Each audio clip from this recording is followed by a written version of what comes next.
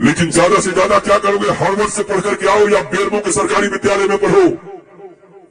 विद्या का, मैं इधर बैठे हुए जितने भी विद्वान लोग बैठे हुए हैं, एजुकेटेड लोग बैठे हुए, लिटरेट बैठे, उनसे पूछता हूं, विद्या का उद्देश्य क्या है? पता नहीं, आप बताओ गुरुजी। एजुकेशन का उद्देश्य क्या है? किसके लिए अपने बच्चों को पढ़ाते हो? तुम खुद किस लिए पढ़े थे? किसके लिए? एम्प्लॉयमेंट के लिए, नथिंग एल्स। रोटी, कपड़ा और मकान, एक दुकान, दो दुकान, 5 दुकान, 7 दुकान, उसके बाद सीधा स्मशान। जी गुरुजी, यही तो जीवन का रहस्य है तुम्हारी जिंदगी।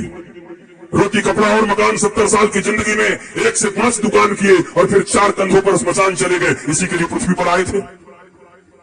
सारी जिंदगी नहीं गुरुजी। टेंशन, सारा जिंदगी दुख, सारा जिंदगी डिप्रेशन, सारा जिंदगी हाय हाय, सारी जिंदगी कर्ज, सारी जिंदगी रिश्तेदारों को मनाते रहे, एक दूसरे से नीचा देखने और दिखाने का काम चलता रहा। और उसके बाद एक दिन तुम्हारी मृत्यु आ गई। हमने सुना था कि मनुष्य का जीवन सबसे सार्थक होता है। दुर्लभ मानुषोदय ही देहि नाम क्षणभंगुरा तथापि दुर्लभम मन्ये वैकुंठ प्रिय दर्शनम। ये दुनिया में सबसे ज्यादा का, सबसे अधिक, सबसे ज्यादा प्रभावशाली मानवीय जीवन है। क्या ये जीवन है?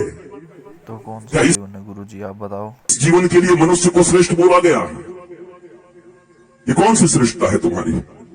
तुम चैन से सो नहीं सकते, तुम चैन से बैठ नहीं सकते, तुम पड़ोसियों का उत्थान नहीं देख सकते, तुम दुख को हैंडल नहीं कर सकते। राम जी के जैसा सत्ता चला जाए, उसके बाद भी जब माता कौशल्या पूछती है, राम तुमने सब काम कर लिया ना, सारी पूजाएं कर ली ना, कल मेरे बेटे का राज्याभिषेक होने वाला है, कल तू युवराज बनेगा। तो धीरे से राम जी कहते हैं, माँ मेरे पिताजी इतने छोटे थोड़ी हैं। बोला क्या हुआ? मेरे पिताजी ने निर्णय किया है कि छोटे से राज्य अयोध्या का मुझे युवराज नहीं बनाएंगे। पिता दीन मोहि कानन राजू, उन्होंने मुझे बन का राजा बना दिया है, मुझे बन का विराट राजा बना दिया है। ये राम है। रातों रात सत्ता छिन गई पर अपने पिता को कह रहे हैं, मेरे पिता ने मुझे बन का राजा बना दिया। माँ अयोध्या छोटी है, मैं बड़ा हूं ना। तो कहा तू इतना छोटा राज्य संभालेगा, तू बन का राज संभाल।